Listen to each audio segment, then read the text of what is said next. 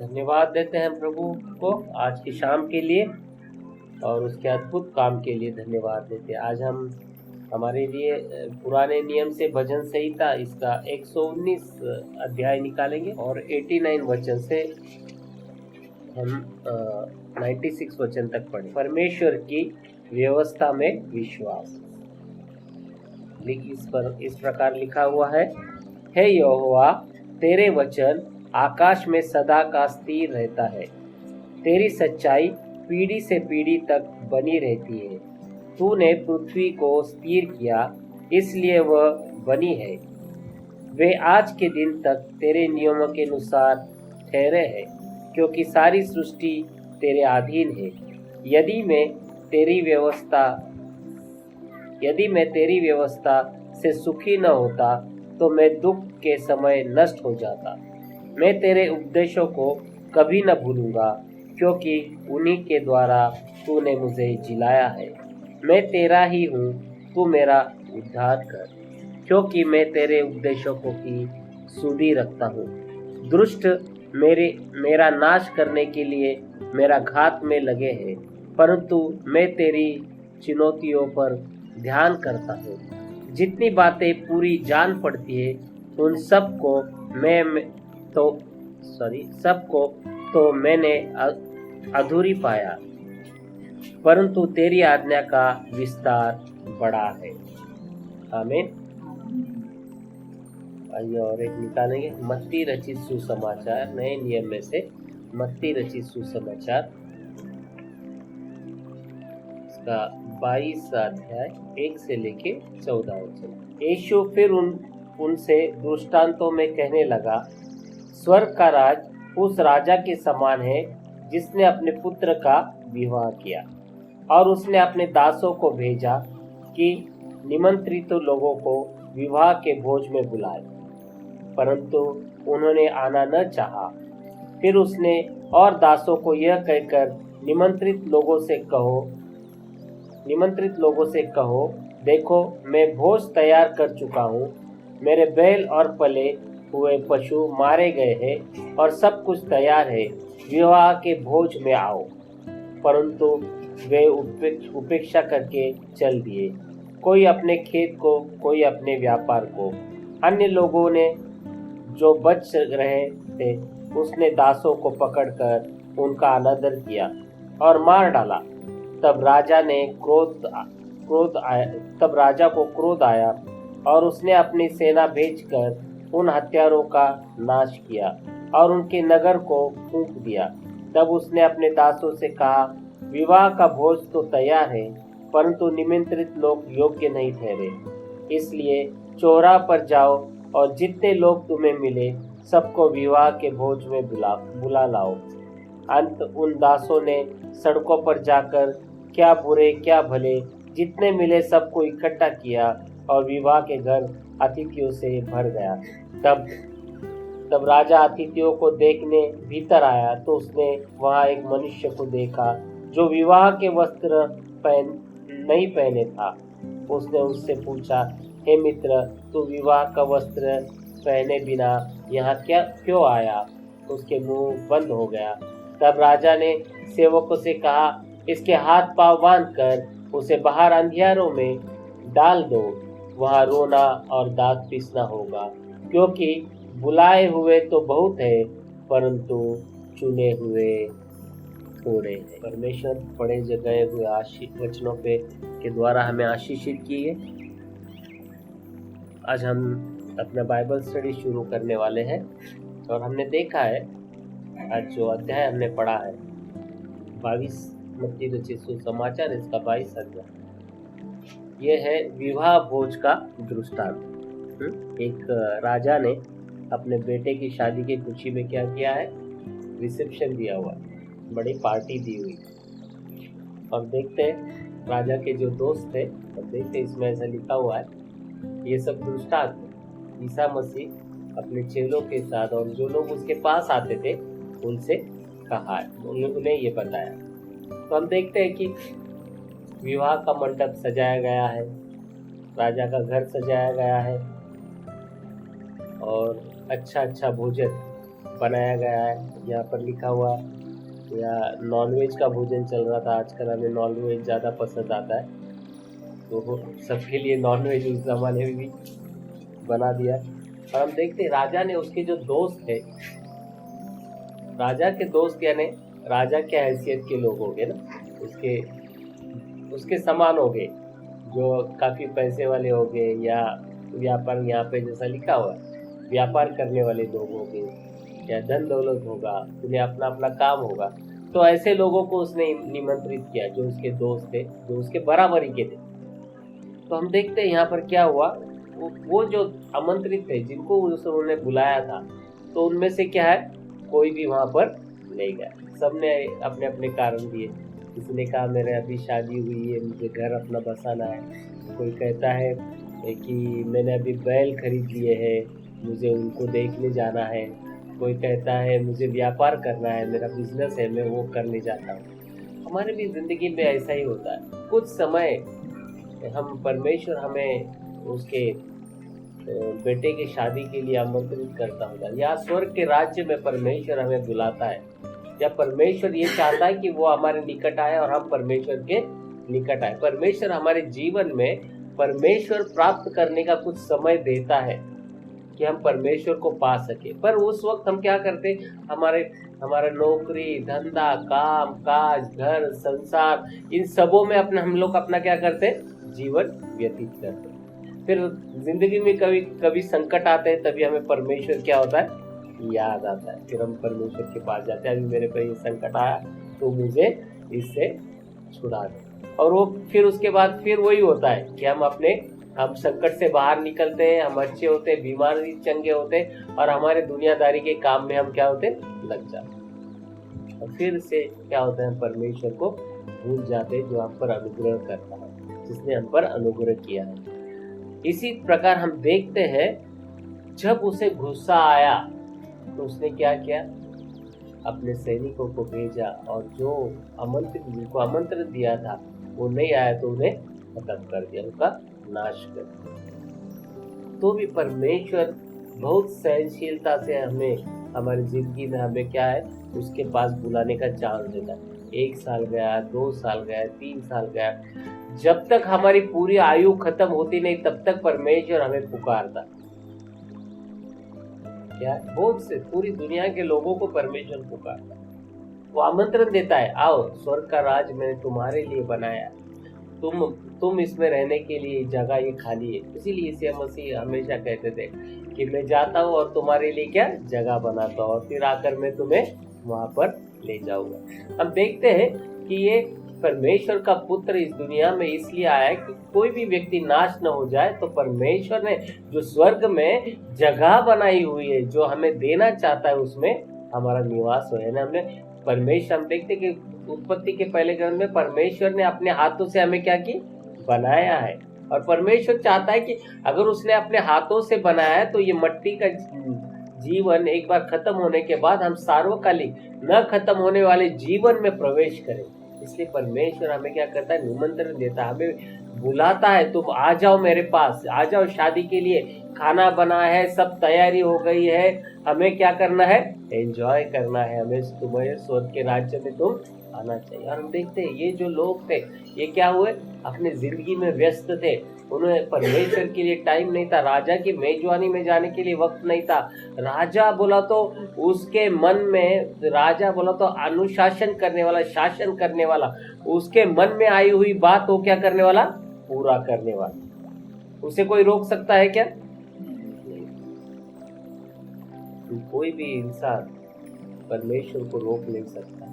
हम लोग परमेश्वर का पर देखते हैं, परमेश्वर इंसानों की भी बात सुनता है। जब एलिया ने परमेश्वर के पास प्रार्थना की कि तू यहाँ पर बारिश मत गिरा, तो 3 साल बारिश नहीं गिरा वहां पर। आहाब राजा हैरान हो गया, परेशान हो गया, वो एलिया को ढूंढ रहा था, एलिया नबी को, कि मैं इसको खत्म कर दूंगा, इसने हमारे देश पे क्या है, संकट लाया है। पर परमेश्वर इंसानों की सुनता है। कब सुनता है? जब इंसान परमेश्वर के नियमों पे चलता है, जब परमेश्वर की सुनता है, जैसा इस राजा ने कहा तुम आ जाओ, मैंने तुम्हारे एंजॉयमेंट के लिए बैल काटे हैं, मैंने खाना बनाया है, मैंने सब रिसेप्शन आपके लिए तैयार किया, आप आ जाओ। जब इन्होंने ये नहीं गए परमेश्वर के पास, तो क्या किया, ये राजा के पास नहीं गए, तो क्या हुआ, राजा ने अपने सैनिक भेजे और उन्हें उनका नाश कर दिया।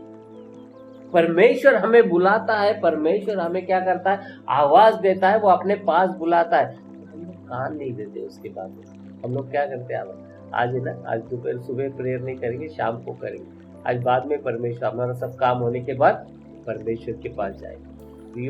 परमेश्वर थट्टे में उड़ाने वाली बात नहीं है। परमेश्वर जो है हमारा सर्वशक्तिमान, जिस राजा के समान है, जिसका नहीं सुनने पे उसने क्या किया, जो लोग परमेश्वर के दरबार में नहीं आए, परमेश्वर की उपस्थिति में नहीं, उनका क्या किया, नाश किया। और इसीलिए हम देखते आगे उसने उसके नौकरों को भेजा और कहा जाओ गली नुक्कड़ पर जाओ, जितने लोग खड़े उन सबों को लेकर आओ, मेरा ये भवन क्या करो, भर दो। स्वर्ग का राज कहता है भर दो। और हम देखते हैं कि सबके सब लोग जो नुक्कड़ पे थे, जो गली बसरे में बैठे हुए थे, बस्तियों में थे, उन सब आकर परमेश्वर के राज्य में, राजा के दरबार में, राजा के जहाँ पार्टी दी हुई थी वहां पर क्या किया, उन्होंने प्रवेश हुआ है उनको। और सब लोग क्या कर रहे, वो जो खाना था, जो परमेश्वर ने उनके लिए आशीषें दी थी, उनको क्या कर रहे थे, एंजॉय कर रहे थे। मस्त खुशी हो गई उनको कि बड़े बड़े लोग खाने वाले जो चीजें थी वो हमें खाने मिल रहे, नुक्कड़ रहने वाले लोगों को। और हम देखते हैं उसमें एक व्यक्ति पर, जब राजा आया, देखा कि लोग खुश है क्या, देखने आया मेरे लोग क्या कर रहे हैं, कैसे खुश है क्या, आमंत्रित जो लोग हैं, तो देखते हैं कि उसमें एक व्यक्ति मिला उनको जो विवाह के वस्त्र पहने। हम शादी में अक्सर जाते हैं तो अच्छे कपड़े पहन कर जाते हैं, क्या फटे पुराने पहन के जाते हैं, कोई हमें गेट से भगा देगा, बोले चल बाहर हो जा। हाँ, वैसा एक व्यक्ति घुस गया जिसके अंदर उसके ऊपर क्या थे, शादी का लिबास नहीं था। उसने देखा है तू कैसा कैसा अंदर आया, तेरे वस्त्र नहीं पहने हुए। उसने तुरंत उससे कहा सिपाहियों को इसे ले जाकर काल कोठरी में डाल। हम देखते हैं इसका मतलब क्या है, परमेश्वर जो हमें सैल्वेशन देने वाला है, परमेश्वर जो हमें नजात देने वाला है, वो क्या है, उसके शादी में प्रवेश होने के लिए, स्वर्ग के राज्य में हम प्रवेश कर सके, इसलिए हमें क्या है, नए वस्त्र पहनाने वाला है। यानी हमारे शरीर, जीव, आत्मा क्या क्या करने वाला है, परिवर्तन करने वाला है, बदलने वाला है, शुद्ध करने वाला है, पवित्र करने वाला है। जब तक वो वस्त्र हम पर नहीं चढ़े तब तक हम परमेश्वर के गृह में क्या है, प्रवेश नहीं कर सकते। फिर ये वस्त्र हम पहनेंगे कैसे, उसके लिए बाइबल कहती है, ये जो बाइबल जो किताब है, ये जो किताब है, अभी देखिए ये इतनी रहस्यमय किताब है, इतनी अद्भुत किताब है। अभी देखिए बाइबल ये है 66 बुक का एक बुक बना है, 66 बुक्स है इसमें, 66 किताबें। और इसे लिखने वाले जो व्यक्ति है ना, वो अलग अलग वक्त पे पैदा हुए, कोई 100 साल पहले होगा तो कोई 1500 साल पहले। पूरे किताब लिखे जाने का वक्त है 1600 साल। कितना है, 1600 साल। और इन 1600 साल में जब पहला व्यक्ति ने जो किताब लिखा, उसके बाद 16 साल के बाद दूसरे आखिरी व्यक्ति ने किताब, 40 से ज्यादा नबियों ने ये किताबें लिखी। किसी एक व्यक्ति का काम नहीं है लिखने का। पर आप बाइबल देखेंगे 40 अलग अलग व्यक्तियों के द्वारा लिखी हुई किताब में सबके विचार क्या है, एक दूसरे से मेल खाते। अगर पहले किताब में लिखा है ना झूठ नहीं बोलने का, तो आखिरी किताब तक देखो 1600 साल पहले जिसने लिखा हुआ है, उसने जो लिखा हुआ है उसको मालूम नहीं ये ग्रंथ लिखा गया है। शुरू के सिर्फ 5 किताबें मूसा के द्वारा दी गई है, 5 किताबें सिर्फ एक इस्राएल लोगों के तोरा जिसको कहते हैं, वो किताबें मानी जाती थी, वही उसके ऊपर ही सब ध्यान देते थे। पर मूसा ने जब ये किताबें लिखी, उसके 1600 साल बाद लिखे हुए किताब में जो पहली आज्ञाएं थी वो आखिरी की आज्ञाएं। और ये जो लिखने वाले कौन व्यक्ति थे, परमेश्वर के सेवक थे, परमेश्वर ने बुलाए गए। जैसे यहाँ पे लिखा है कि जाओ, नुक्कड़ में खड़े हुए जो जो लोग हैं, जहां जाए उन्हें सबको लेकर आओ। और इनमें से एक व्यक्ति छोड़ा, एक या दो व्यक्ति छोड़े तो कोई ज्यादा पढ़े लिखे नहीं। जैसे पेत्र का उदाहरण, सिमोन पेत्र का था, वो क्या है, मच्छी पकड़ रहा था। उसके भाई लोग क्या थे, मछुआरे। और मछुआरे लोग क्या करते, मच्छी पकड़। उस जमाने में उनको पढ़ाई लिखाई नहीं, पर ये उनके द्वारा क्या है इसमें लिखे गए। हम देखते हैं ये शुरुआत की जो 5 किताबें हैं, ये मूसा जब 80 साल का था, कितने साल का, मूसा जब 80 साल का था तब परमेश्वर को उसका दर्शन हुआ था। हम 80 साल में चल देते थे, हमारी तैयारी हो गई होती है या किधर जाकर सोए होते। ये व्यक्ति को 80 साल में, ये 80 साल तक अपना ही धंधा काम है, तो उसके पहला 40 साल उसने कहाँ गुजारा, इजिप्ट में गुजारा। राजा के बेटे के जैसा उसका व्यवहार था। उसके 40 साल के बाद वो आया अपने ससुर के, उधर किसी का मर्डर कर दिया उसने, उधर से दौड़ के इजिप्शियन लोगों का मर्डर कर दिया, मिस्री लोगों का एक मर्डर कर दिया। उसको वहां से भागकर वो कहाँ आया, कोई देश में आया, और वहां पर उसके ससुरे के क्या, भेड़ बकरी चरा रहा था। जब भेड़ बकरी चरा रहा था तो उसको परमेश्वर का, वो जब 80 साल का था, उसको परमेश्वर का क्या हुआ, दर्शन। देखिए, और 80 साल में के जो दर्शन, 180 साल से 120 साल तक, जो 120 साल की उसकी आयु थी, और 120 साल में हम लोग जब पढ़ रहे थे तो हमने देखा कि बाइबल लिखती है कि 120 साल का जब मूसा था, तो जब उसको मौत आई तो भी वो क्या है, उसकी आंख अच्छी थी, उसका शरीर क्या था, मजबूत था, उसको अच्छी तरह दिखता था, वो और जीता था। परमेश्वर ने उसको 120 साल, पर 80 साल से लेके 120 साल तक उसने ये किया। परमेश्वर ने दी हुई 5 किताबें, परमेश्वर ने दिए हुए नियम आज्ञा उसने क्या किए, लिखी। तोरा जो लिखा गया, ये शुरू के 5 किताब, ये मूसा के द्वारा परमेश्वर ने हमें। और इसीलिए हम देखते हैं जब मूसा परमेश्वर से मिलने एक पहाड़ के ऊपर जाता था, वो 40-40 दिन परमेश्वर के सामने खड़ा होता था। परमेश्वर बोलता था और मूसा सुनता था। मूसा लिख कर नहीं ले रहा था। देखिए वहाँ बाइबल आप शुरू के 5 किताब पढ़ेंगे तो उसमें ऐसा नहीं है, मूसा कभी भी परमेश्वर के सामने खड़ा रह के क्या कर रहा था, सुनता था, लिख रहा नहीं था। ना तो परमेश्वर ने उसको आसमान से कोई किताब भेजी, क्या है, सिर्फ सुन रहा था। फिर वो उतर के वहां से परमेश्वर के पास के आने के बाद जो उसने सुना है, जो उसने बाइबल के पुराने नियम में कम से कम है ना 600 से ज्यादा आज्ञा और विधि है। नियम कितने मालूम है कि 600 से ज्यादा नियम है। मैंने काउंट नहीं किया, पर एक व्यक्ति ने, जिसने जो बाइबल के जो विज्ञानी लोग हैं, उन्होंने कहा कि वो किताबों में 600 ज्यादा आज्ञा और विधि है, नियम है।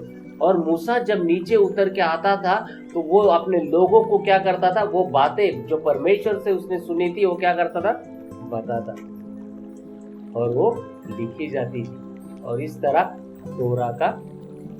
तोरा जो है अस्तित्व में आई। और इसीलिए बाइबल सिर्फ एक किताब नहीं है, बाइबल सिर्फ एक किताब नहीं, इसमें 66 किताबें, 66 किताबें, और उसमें से 39 किताबें जो उसे पुराना नियम कहा गया। 39 किताबों को क्या, पुराना नियम क्या, जो मूसा के द्वारा परमेश्वर ने दिए उसमें। और ये जो बाकी के 27 किताबें जो ईसा मसीह से शुरुआत होने के बाद, ईसा मसीह स्वर्गारोहण हुआ, उसके बाद उसके चेलों ने जो काम किया उसकी बात कर रहा है। अभी इसमें 2 किताबें आ गई बाइबल की, 39 जो किताबें, एक पुराना नियम है और दूसरा नया नियम। पुराने नियम का सब्स्टिट्यूट नया नियम। पर इससे नया नियम आने से पुराना नियम खत्म हुआ ऐसा है क्या, नहीं, वो भी इसी किताब में उन्होंने क्या किया। इसमें 5 किताबें जो शुरू की है, मैंने कहा जैसे है, देखेंगे उसमें क्या क्या लिखा है 5 किताबों के बारे में। अभी देखिए इसमें जो शुरू की 5 किताबें हैं, पुराने नियम का पहला ये निकाल। देखिए क्या है, उत्पत्ति, निर्गम, लय व्यवस्था और व्यवस्था विवरण। क्या है, पहली बात है उत्पत्ति। क्या कहा है, उत्पत्ति।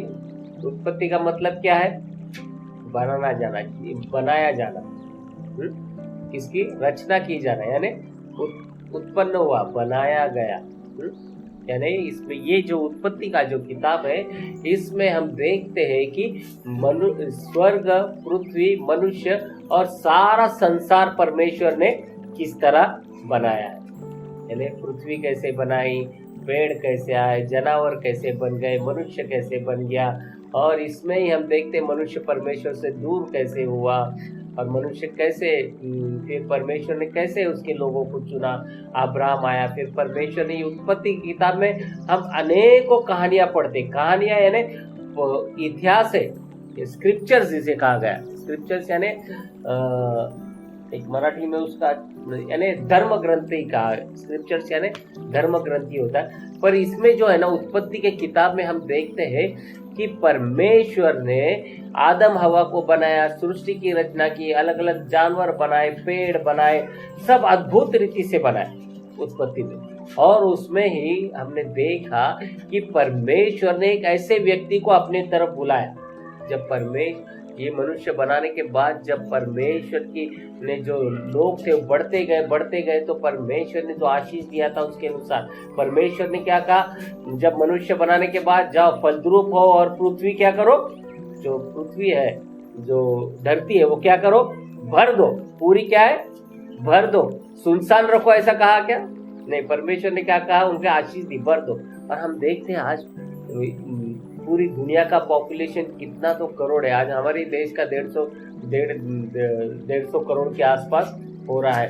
तो दुनिया का इतना पॉपुलेशन बढ़ गया। पर जब परमेश्वर ने पृथ्वी बनाई थी, जब की स्थिति ऐसी थी, जब ऑक्सीजन जितना था अभी भी उतना ही है।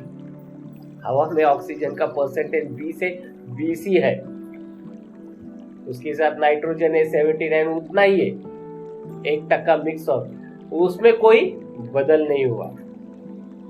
जैसे परमेश्वर ने पृथ्वी की रचना की, पृथ्वी वैसे ही रोज हम देखते हैं, सुबह होता है, सूरज निकलता है, सूरज एक जगह पे, हम पृथ्वी उसके आसपास घूमती, पर हम कहते हैं सूरज निकला है। रोज सुबह कुछ अलग होता है क्या,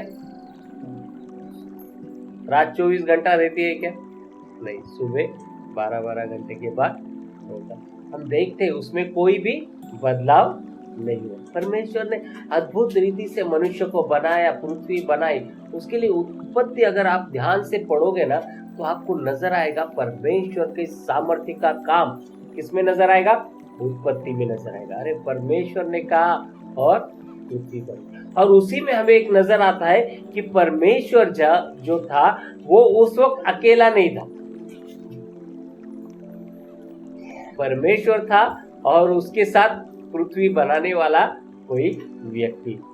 पर इसे पढ़ने के लिए हमारी मन की आंखें खुली रखनी होती कि हम लोग परमेश्वर ने जो अद्भुत काम किए उस जमाने में कैसे किए, पृथ्वी की उत्पन्न करने की किया तब कैसे किया। ये पृथ्वी का आयु कितना है मालूम है, लोग कहते हैं हजारों करोड़ों साल है, पर जब हम मनुष्य का इतिहास पढ़ते हैं, मनुष्य की उत्पत्ति पढ़ते हैं, तो 6000 साल, उत्पत्ति से लेके ईसा मसीह तक 4000 साल, और ईसा मसीह से लेके आज तक 2023 साल, सीधा हिसाब। 6000 सालों में न पृथ्वी की नाश हुई, न पृथ्वी का कुछ बिगड़ा।